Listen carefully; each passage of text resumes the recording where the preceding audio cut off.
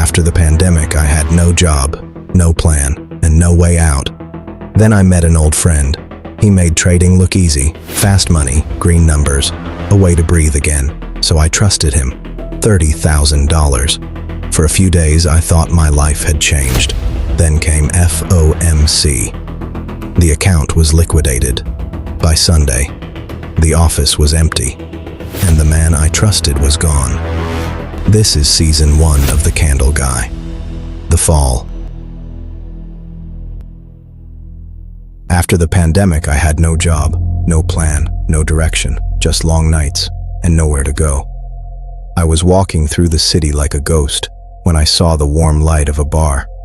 I didn't want company. I just needed somewhere to disappear for a while. So I went in. The room was warm, loud, alive, and I felt like I didn't belong there either. I sat alone at the counter, staring at nothing, trying not to think about tomorrow. Then someone touched my shoulder. I turned around and saw a face I hadn't seen in years, an old friend. He looked different, confident, like he had found something the rest of us had missed. We sat together. We talked about work, money, the world after everything changed. Before I left, he told me to come by his office the next day. He said he wanted to show me something. I didn't know it then, but that invitation would lead me to the first candle, and I would never look away. The next morning, I almost didn't go. Maybe because I was tired, maybe because I knew some doors don't open for no reason. His office wasn't special. No glass tower, no luxury, no expensive view of the city. Just a small room, 3 men, 1 computer, and a screen full of candles. I stood at the door like I had walked into a language I didn't speak. My old friend kept clicking, opening positions, closing positions. The others watched every move like it meant something. Then the screen turned green, and the room changed. No one had to explain it to me. I could feel it, the tension, the hope, the rush. I didn't know what leverage was. I didn't know what liquidation meant. I didn't know how fast a green candle could turn red. But in that moment, none of that mattered. All I saw was money moving on a screen, and for the first time in months, my life felt like it could move too. I thought I had found a way out. I didn't know I had found the beginning of the trap.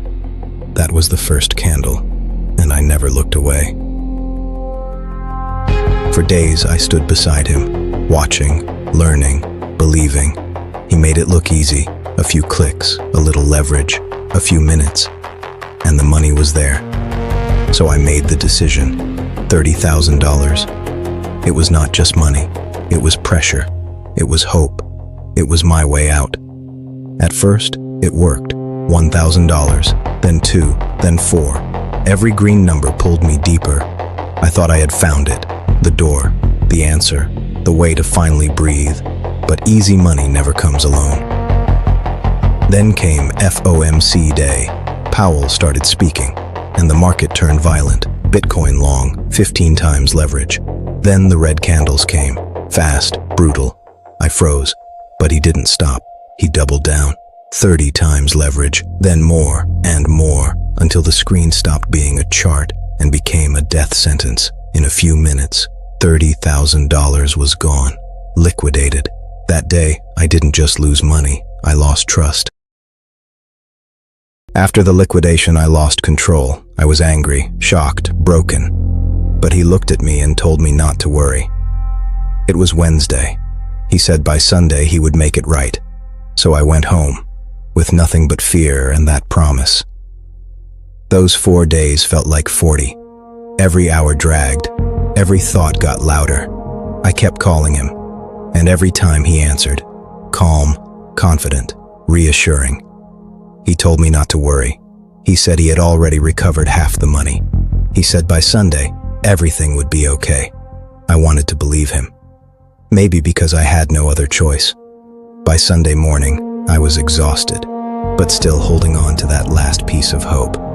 So I went back to the office, and the moment I got there, I knew something was wrong. The door was open, I stepped inside, and everything was gone. The desks, the screens, the equipment. Nothing was there. I called called him again and again. No answer. That was the moment I understood.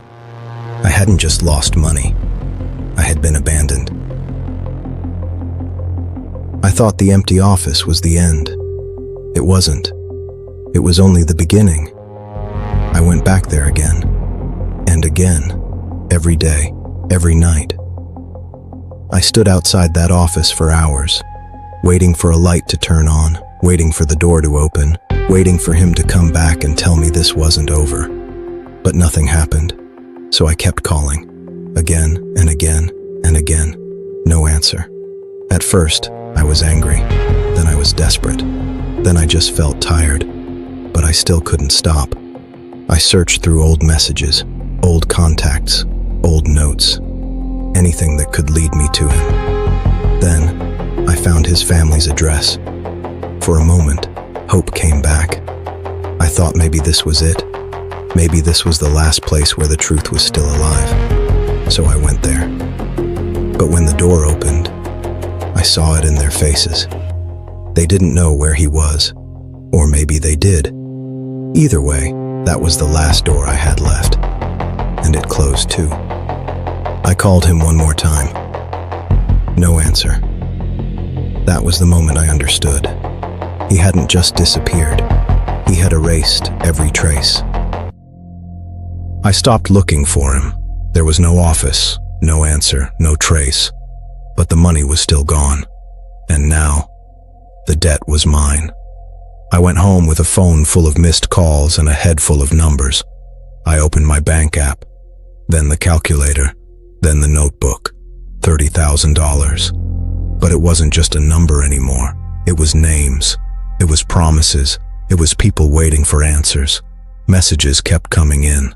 I wanted to reply. But what could I say? That I trusted the wrong person?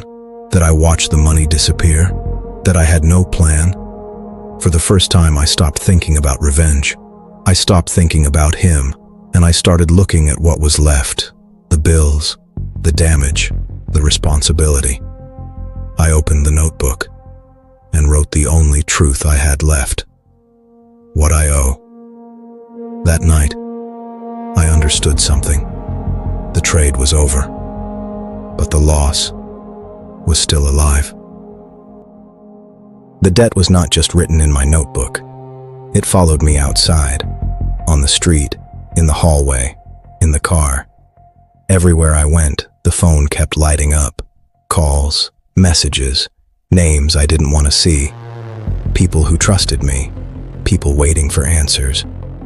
I wanted to reply, but every sentence felt too small. I typed the truth, then deleted it. I typed an excuse, then deleted that too. Because what could I say?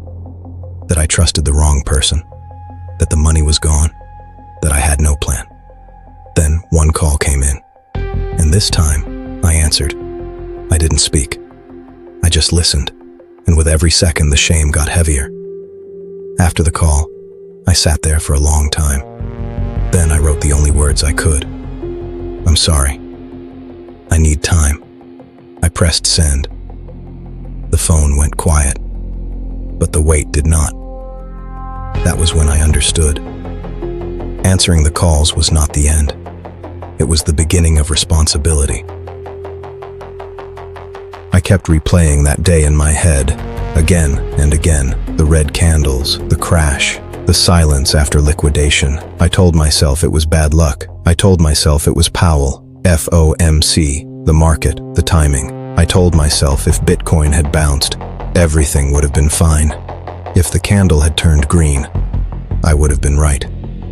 For a while, that lie made it easier to breathe, because blaming the market was easier than looking at myself. But the truth was still there.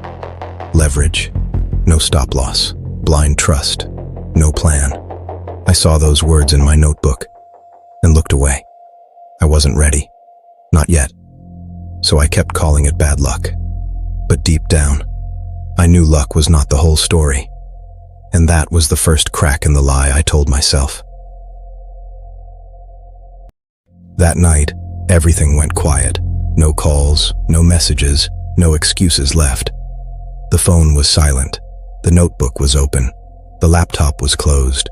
And for the first time, there was nothing to chase, no friend to find, no answer to wait for, no market to blame, just me and the silence.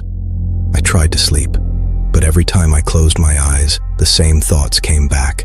The money, the debt, the trust, the mistake. I walked to the window and watched the city move like nothing had happened. Because for everyone else, it was just another night. But for me, it felt like the world had stopped. I sat on the floor until the room turned cold. I didn't fix anything.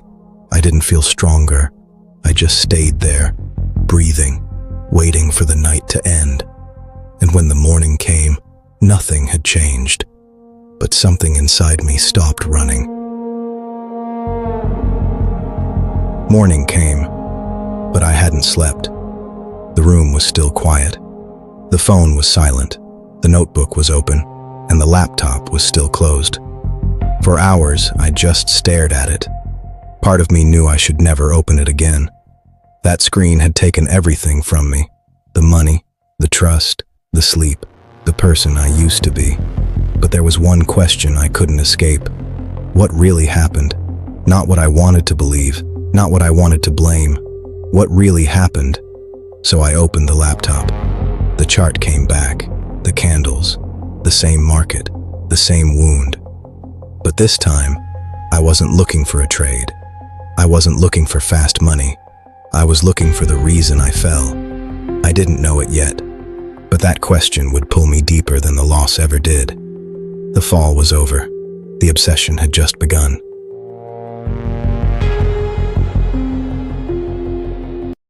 I thought losing the money was the pain. I was wrong.